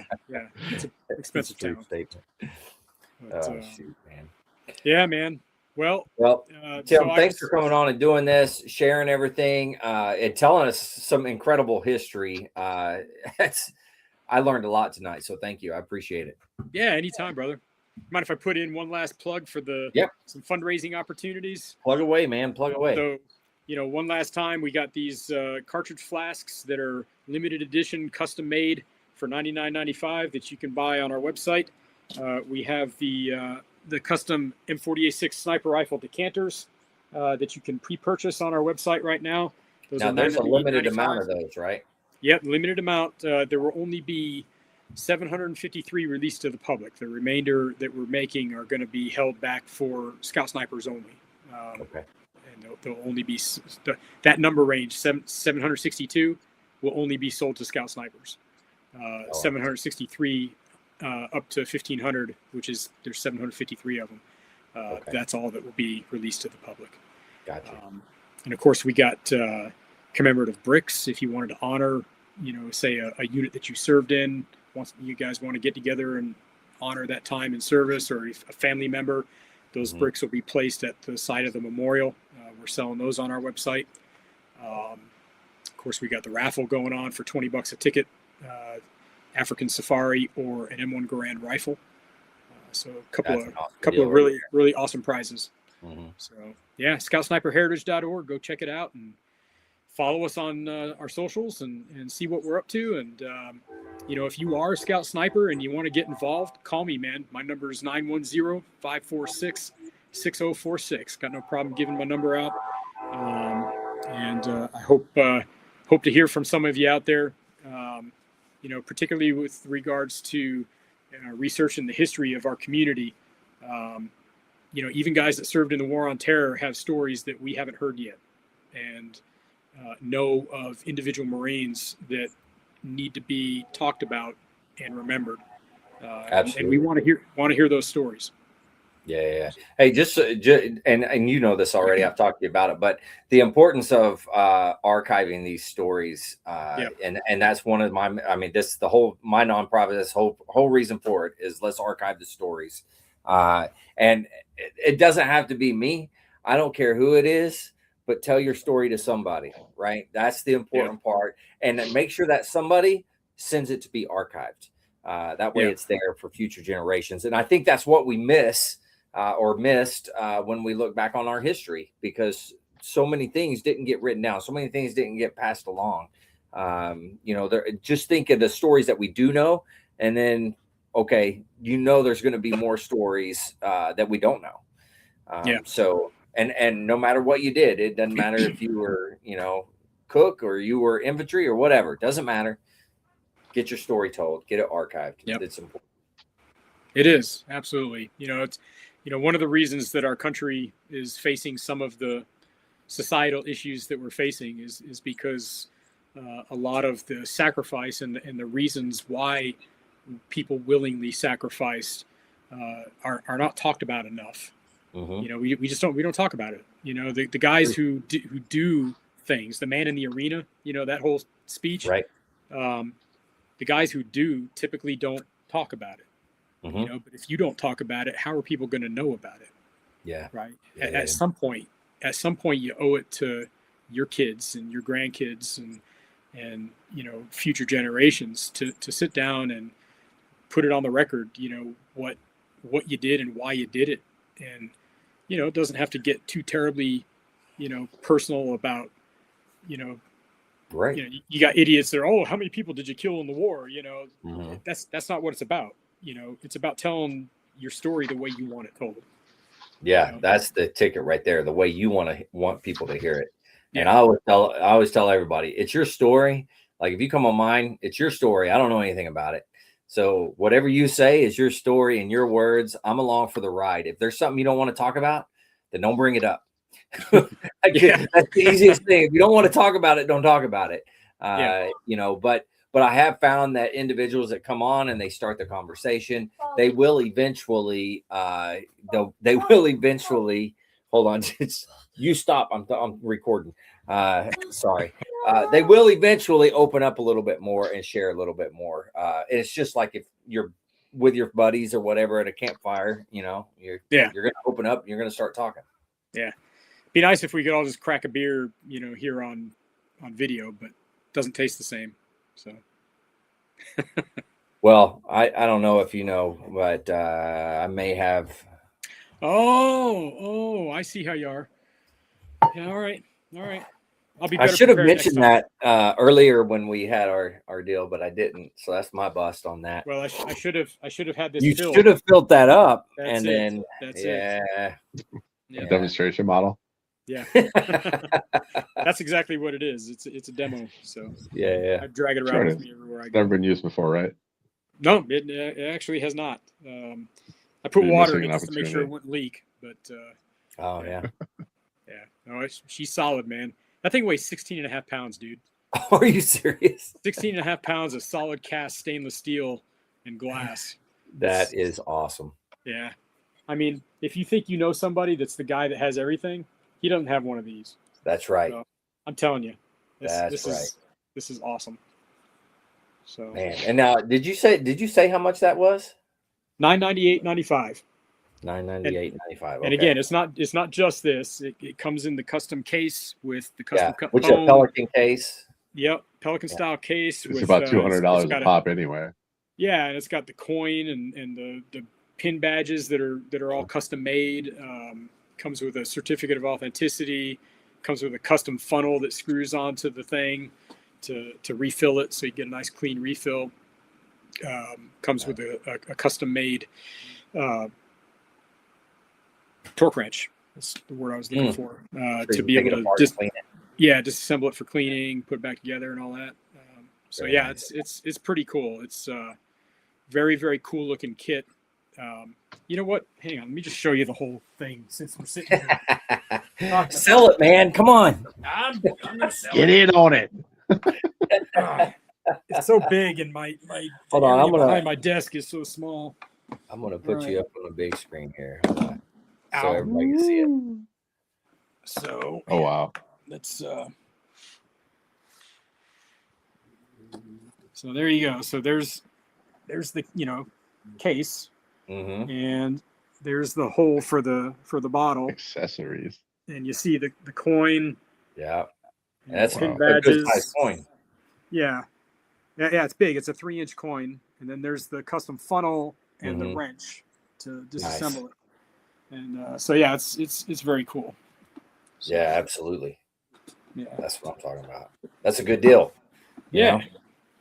I think everybody should go buy one. Until they run out, and then you're out of luck. But yeah, there will only ever be as many as we're making. We're making 1,500, and that's it. And there's never been anything like it ever. Nobody's ever put a Marine Corps sniper rifle in a bottle. Yeah, certainly not an accurate depiction of one that actually is built off a laser scan of the actual rifle. Right. So, yeah. Well, for everybody out there, man, don't forget scoutsniperheritage.org. And if you're out there, you were a scout sniper, you got stories to tell, you got anything like that, scoutsniper.org, or you can reach out directly to Tim. But they want to know. They want to know the history. They want to be able to get all that stuff. So please reach out. Anything else that I'm missing, Tim? Nope. I think we covered it all, man. We beat that horse to death. Well, hey, again, thanks for coming on and doing this. It was an awesome conversation. I had a blast. Jess, you're the only one that was able to stick through the whole thing. But it's all good. You made it, so it's good, right? I would miss it. Yeah, the other guys are weak sauce. There you go. They're weak sauce. I know Mark didn't come on tonight, but he gave us a thumbs up earlier. Mark O'Loughlin. So anyways, well, hey, with that, hey, I'll go ahead and close this out. Same as before, Tim, don't hang up on me.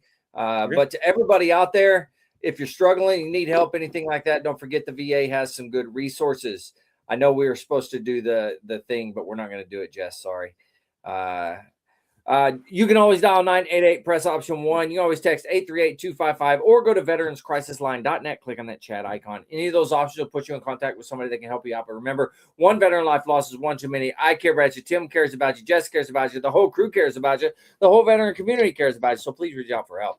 And if you're out there, you're not struggling, reach out to the buddies you served with. Ask them how they're doing. If they need a helping hand, please give it to them. All right. One last time. Thank you very much, Tim. Jess, thanks for hanging out. To the crew that just wasn't able to stick it out the whole time. All good. I love you. I don't care what Jess says about you. And to everybody out there, stay motivated and change your socks. Change your socks.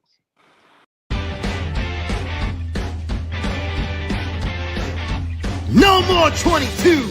Honor the journey and finish the fight.